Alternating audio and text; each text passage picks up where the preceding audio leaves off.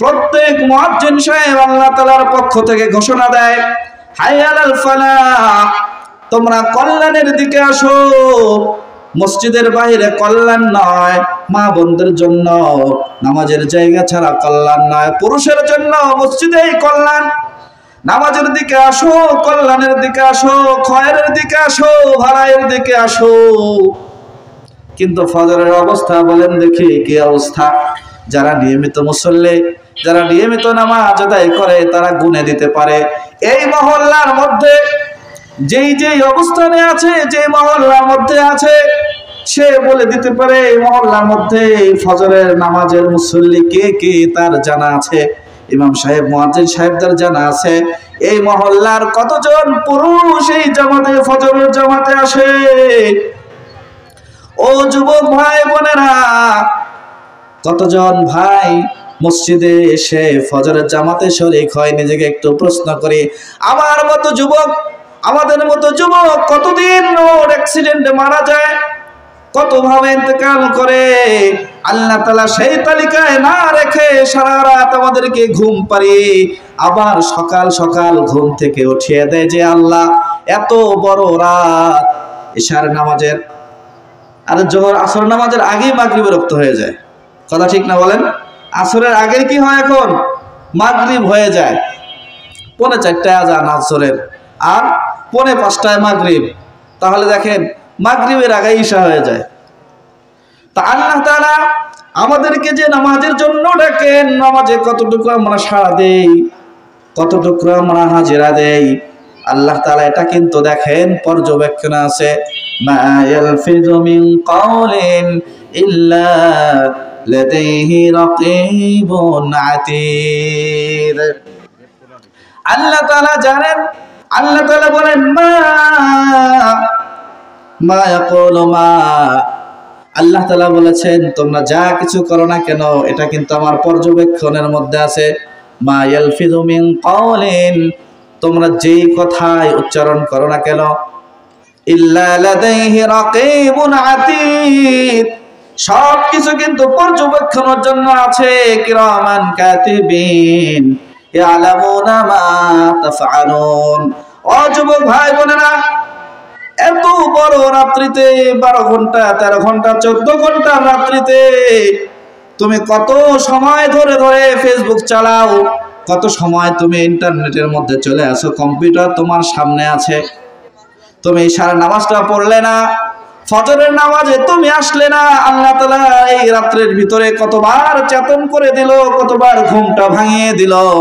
তারপরেও ফজরের আজান যখন হয়ে যায় তখন শয়তান এসে তোমার শরীর টিপে, আর তখন তুমি মনে করো আরেকটু পরে উঠবো। এভাবে দেখা যায় সূর্য উদিত হয়ে যায়, ফজরের নামাজ আর হয় না।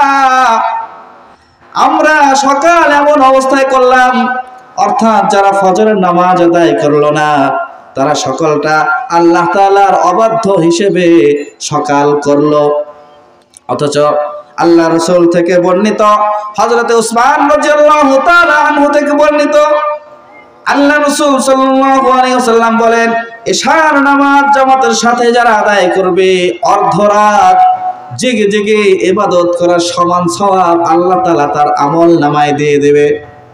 এরপরে যখন ফজরের নামাজ যারা জামাতের সাথে আদায় করবে অর্ধরাত জেগে জেগে নফল ইবাদতের সমান সওয়াব আল্লাহ তাআলা তার আমল নামায় দিয়ে দেবে।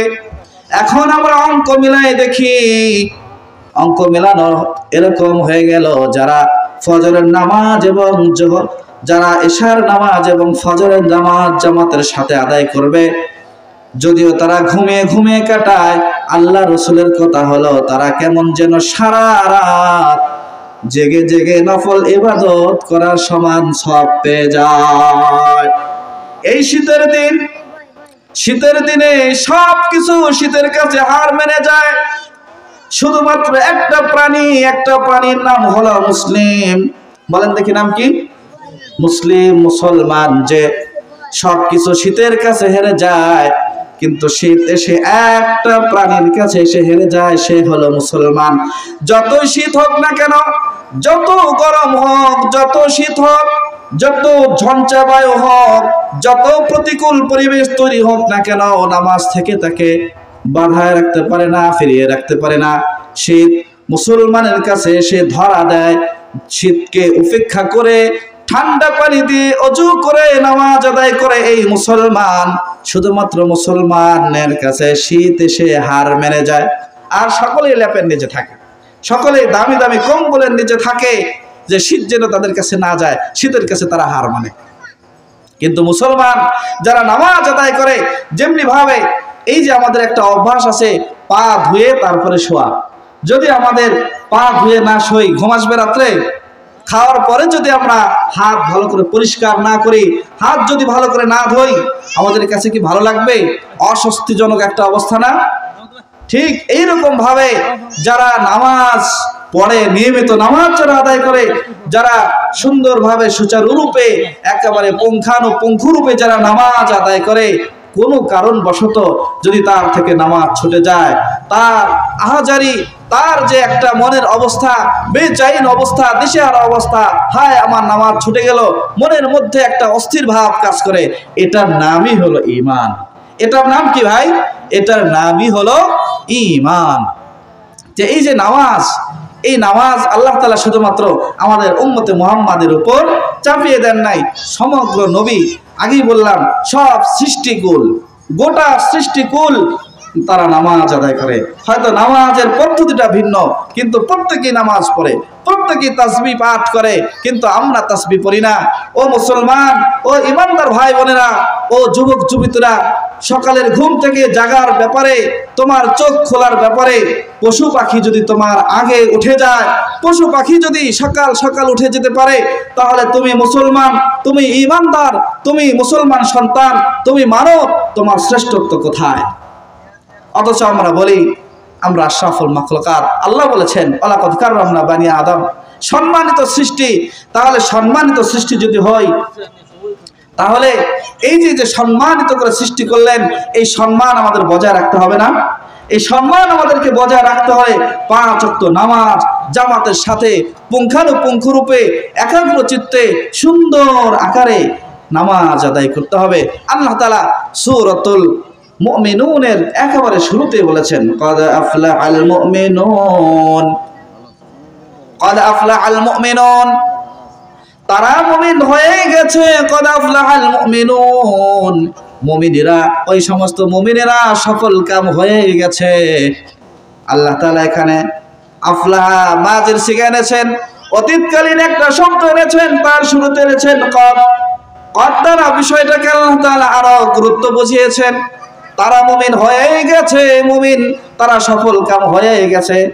ক্বাদ আফলাহাল মুমিনুন আল্লাযীনা হুম ফি সালাতিহিম খাশিউন, যারা তাদের নামাজের মধ্যে বিনয়ী, যারা তাদের নামাজটা সুচারুরূপে একেবারে পুঙ্খানুপুঙ্খরূপে ফরজের জায়গা ফরজ, ওয়াজিব, সুন্নাত, মুস্তাহাব যত ধরনের নামাজের বিষয়াবলী আছে সুন্দর রূপে সুচারুরূপে যারা ভালো মতো নামাজটাকে আদায় করে, নামাজটাকে সুন্দর রূপে আদায় করে, নামাজটাকে জরিমানা মনে করে না, নামাজটাকে চাপিয়ে দেওয়া কোনো বিষয় মনে করে না, বরং আল্লাহ তাআলার পক্ষ থেকে আল্লাহ রাসূল উপহার নিয়ে এসেছিলেন, আল্লাহ রাসূল হাদিয়া নিয়ে এসেছিলেন।